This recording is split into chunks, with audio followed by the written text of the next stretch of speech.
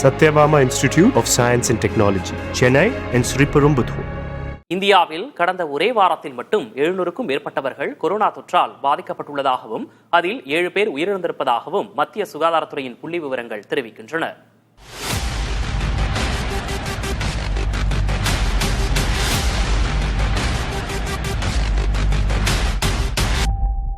JN1 எனப்படும் புதுவகை corona வைரஸால் பாதிக்கப்படுபவர்களின் எண்ணிக்கை இந்தியாவில் நாளுக்கு நாள் அதிகரித்து வரும் நிலையில் அதிகபட்சமாக கேரளாவில் 430 பேர், மகாராஷ்டிராவில் 209 பேர், டெல்லியில் 104 பேருக்கு தொற்று இருப்பது கண்டறியப்பட்டுள்ளது.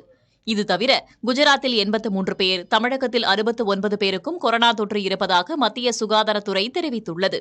நோய் தொற்று ஏற்பட்டவர்களில் 7 பேர் உயிரிழந்ததாகவும் அதிர்ச்சி தகவல் வெளியாகியுள்ளது. இந்நிலையில் நாட்டில் கொரோனா தொற்று பரவி வரும் நிலையில் முகக்கவசம் அணிவது கட்டாயம் இல்லை என்று மத்திய சுகாதாரத்துறை இணையமைச்சர் பிரதாப் ராவ் ஜாதவ் கூறியுள்ளார். கொரோனா தொற்று பரவல் தடுப்பிற்கான அனைத்து முன்னெச்சரிக்கை நடவடிக்கைகளையும் மத்திய அரசு செய்துள்ளதாகவும் அவர் குறிப்பிட்டுள்ளார். அதேநேரம் மாநில அரசுகள் பாதிப்புக்கு ஏற்ப கட்டுப்பாடுகளை விதித்துக் கொள்ளலாம் என்றும் அவர் தெரிவித்தார்.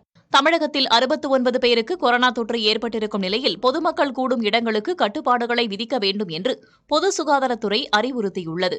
கொரோனா, இன்ஃபுளுன்சா வைரஸ் காய்ச்சல் அதிக அளவில் பரவி வருவதால் கட்டுப்பாடுகளை விதிக்குமாறு பொது சுகாதாரத்துறை இயக்குநர் செல்வ விநாயகம் அறிவுறுத்தியுள்ளார்.